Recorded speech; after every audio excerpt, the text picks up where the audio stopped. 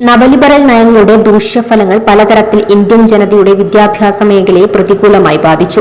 സ്വകാര്യ മൂലധനം വൻതോതിൽ ചെലവഴിച്ച് കെട്ടിയുയർത്തിയ മികച്ച അടിസ്ഥാന സൗകര്യങ്ങളുള്ള ധാരാളം ക്യാമ്പസുകൾ സാധാരണക്കാർക്ക് തീർത്തും അപ്രാപ്യമായി മാറി.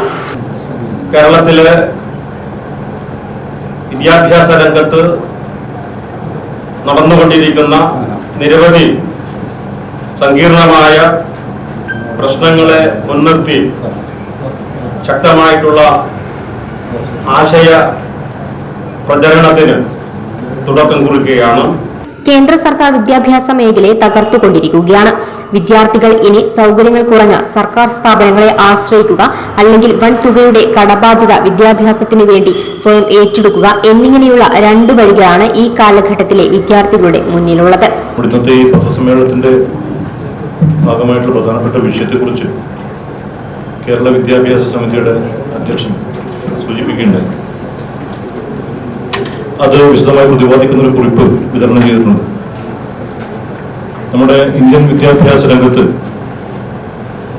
കഴിഞ്ഞ 3 പതിറ്റാണ്ടായി ഉണ്ടായിക്കൊണ്ടിരിക്കുന്ന മാറ്റങ്ങളുടെ പശ്ചാത്തലത്തിലാണ് ഇപ്പോൾ സമിതി ഏറ്റെടുത്തിരിക്കുന്ന പ്രധാനപ്പെട്ട പ്രചരണത്തിന്റെ ഊന്നൽ.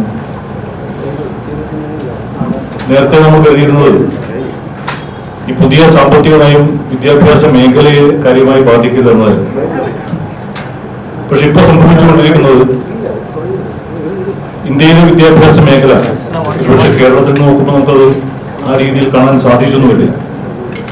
നവലിബറൽ നയങ്ങളുടെ കച്ചവടക്കണ്ണിനെയും മതവർഗീയതയും ശക്തമായി ചെറുക്കാൻ കേരളത്തിന് സാധിക്കുന്നത് നവോത്ഥാനത്തിന്റെയും ദേശീയ പ്രസ്ഥാനത്തിന്റെയും ഇടതുപക്ഷ പ്രസ്ഥാനത്തിന്റെയും എല്ലാം ഊർജം ഇന്നും ചോരാതെ നിലനിൽക്കുന്നതുകൊണ്ടാണ്. വിസ്മയ ന്യൂസ്, തിരുവനന്തപുരം.